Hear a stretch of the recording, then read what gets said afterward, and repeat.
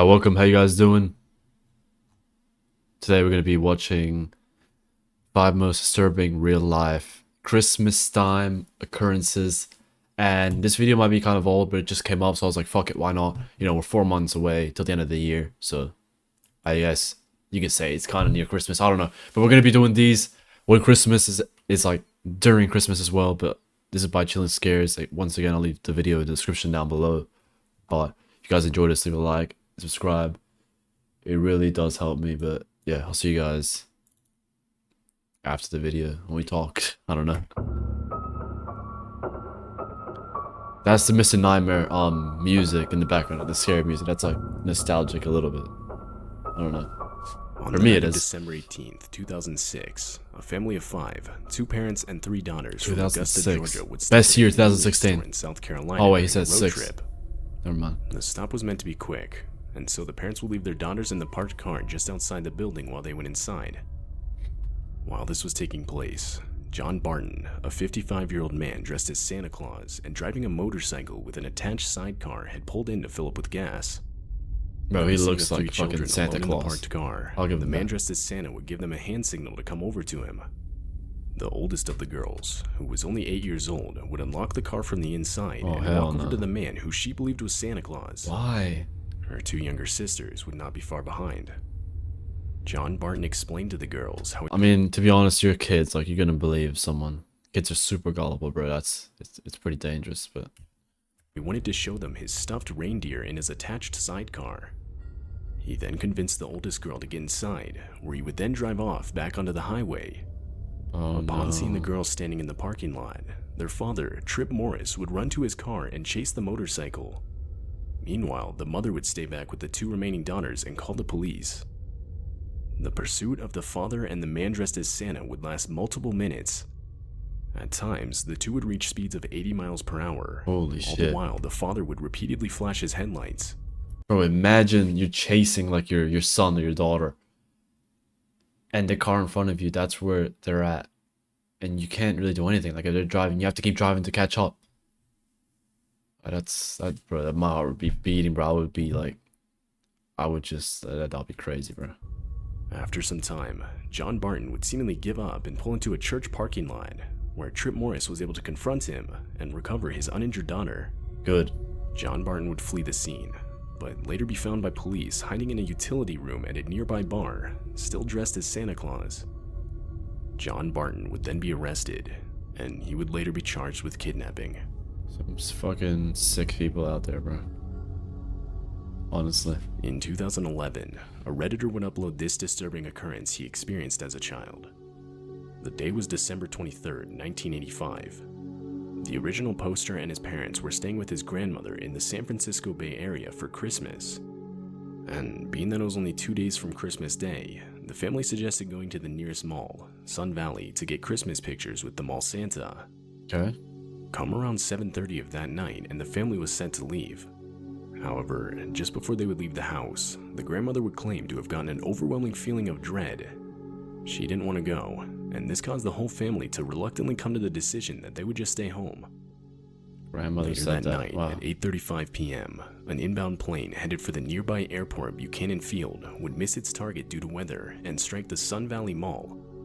The plane shot clean my through the Macy's God. department store, bursting into flames and leaving a 50-foot-long hole in the roof. Holy Wreckage shit. and debris were scattered all across the roof.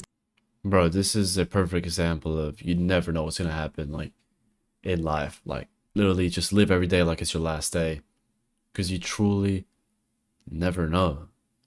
Like, what if anything's gonna happen? Like, think about the people that died here. They were just walking in the mall thinking they were safe, or in some sort of safe environment, and then boom, a plane just crashes and just kills all those people, The bro. rooftop and into the mall below. How did the A mall grandmother that know? contained thousands of last-minute Christmas shoppers, as well as children and their parents waiting in line to see the mall's Santa. The same line that the Redditor and his family had planned to be in. At the time of the crash, no one knew exactly what had just happened. Some thought an explosive was detonated. Others thought it was an earthquake. The scene was one of absolute chaos. The building was filled with smoke and soot. Those who weren't injured were desperately using the water from the mall's fountain and ice from refrigerators to treat burns of the injured. Unfortunately, the 3 aboard the plane were instantly killed upon impact. On the ground, a total of 79 people would be injured, and sadly 4 would lose their lives. Fuck, bro. Rest in Following peace. the incident, multiple lawsuits would be filed on the basis that an airport should not have been allowed to be built so close to a shopping mall. However, to this day, both the Buchanan Field Airport and the Sun Valley Shopping Mall are still in the same locations and fully operational.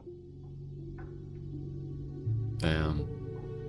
Imagine the people that would go back, they would get like PTSD, bro, like, that got injured from the mall. Like, they'd probably get like, or have some sort of PTSD, I don't know. On the morning of December 23rd, 1974, at the Seminary South Shopping Center in Fort Worth, Texas, 2 girls had plans to go Christmas shopping. The first, Rachel Trelisa, age 17. The second, Renee Wilson, age 14. Just before they were going to leave, 9-year-old Julianne Mosley would ask to tag along, which the older girls would allow. Okay. The 3 would end up leaving a little before noon. Their plan was to be back home by 4 p.m. at the latest. However, 4 p.m. came and went, and there was no sign of them. Oh no. It wasn't until around 6 p.m. that the families of the girls started getting concerned.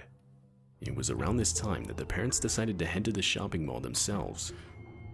They would find the girl's car parked in an upper-level parking lot filled Girl's with car? recently purchased Christmas gifts. Oh, 17-year-old, that's right. But the girls themselves were nowhere to be found. Immediately upon the discovery, the parents would call the police and file 3 missing person reports. The police originally believed the girls ran away. Exactly 1 day after their disappearance, Rachel's family would receive a letter that read, "I know I'm going to catch it, but we just had to get away. We're going to Houston. See you in about a week. The car is in the Sears upper lot. Love, Rachel." Bro, that's so fake. However, the families of the girls were not convinced. That's so fucking fake. I'm sorry. Like, you're telling me your kids or your daughters wouldn't leave without saying where they're going? Like, hey, we're just going to the mall. And then 2 hours later, I think that's what he said, 2 hours later or something, they send a letter, or a week later. Yeah, that's bullshit, bro. For one, the families all claimed that none of the girls had shown any signs of wanting to run away leading up to the disappearance. And 2, the letter supposedly written by Rachel had originally misspelled the word Rachel. It was first written with an E, but then written over with an L, the correct way to spell it. Rachel's family finds it highly unlikely that Rachel would misspell her own name. Ever since that day... I mean, I can't really read, like, I could read a little bit of, like, cursive writing, is that how you say it? Like, cursive? I'm definitely saying that wrong, but, like, the writing that's, like, all together. December 23rd, 1974. None of the 3 girls had been found. The letter that showed up the next day on Christmas Eve was the last piece of evidence ever discovered. Therefore, it's unclear what happened to the 3 girls. The case has been dubbed the Fort Worth Missing Trio. That sucks, bro. Honestly. In the early morning of December 9, 2009, a 12-year-old kid in Parma, Ohio had been making her way to school. The route Bro, was one why did these, like, kids, like, when I used to go to school, like, I would never be allowed to, like, you know, walk to school, even if it was, like, a 2-minute walk. And I'm not talking about, like, high school or, like, I'm talking about, like, elementary school and all that shit. Like, grade 1, 2, 3, 4, like, there would be kids walking to school literally at that age.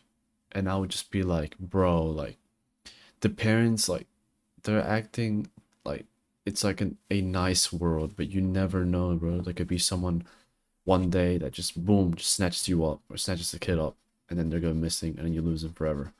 Like, I was never allowed to just walk to school, even if it was like with a friend. And I'm glad. Better to be safe than sorry. Every morning without incident. However, this morning in particular would be different. As she was walking up to an intersection, a man dressed in a pretty convincing Santa Claus costume revealed himself from a set of nearby bushes. The man's costume was complete with boots, a belt, a hat, a white beard. I'm not gonna lie, if I see that nowadays, I will be fucking so fucking freaked out. I'll be like, what the fuck are you doing? I'll probably like try to hit him or something. If I was a kid, I'll be like happy. Like, that's the difference between, you know, an adult and a kid. Or a teenager and a kid. Like, you know, it's just different. You just think differently. Now, you're not as gullible, if that makes sense. Of course, the red suit itself. The man would attempt to lure the kid towards him, but startled by the man, she would avoid him, and without saying anything, continued walking right past him. Good. This would Still, cause the you man need to to look step back. out of the bushes and follow the girl. Oh my god. The man would then attempt to grab the girl on multiple occasions, but after much resistance, he was unsuccessful and would flee the scene on a public bus. The girl would then enter a nearby store and explain to the owner what had just taken place. The police would immediately be called. The man dressed as Santa, later identified to be a man named Anthony Russo, would be found and arrested carrying a sack and a large box of candy canes. What a creep, bro. Anthony, along with his suit, would be taken directly to the Parma Police Department. I'm not gonna lie, if some kid walks into my job or wherever I'm at, just hanging out, like in public, I don't know why I keep looking at that, I should be looking at the camera. If it's some sort of kid just walks up and says what happened, I'm saying to someone, look after this person, or I'm gonna take them with me. Look for the Santa, I'll be like, what the fuck are you doing, bro? And like try to like, you know, scare him, bro. I'll try to like scare him or some shit. I'll be like, I don't know. I'll just confront his Patty ass. Vaughn was a 32-year-old from San Antonio, Texas. She was a wife to a man named Jerry Vaughn and had 3 children. Relatively speaking, her life was pretty average. However, this would all change on Christmas Day of 1996. On this day, Patty would randomly disappear out of nowhere, leaving behind her whole family. But by looking into the case further, the disappearance starts to look less and less random. In the months leading up to her disappearance, Patty and Jerry Vaughn would begin a 6-month trial separation as their marriage was beginning to fall apart. During this time, Jerry would move into his own apartment nearby. Despite this, the two would decide to spend Christmas Day together with their 3 kids.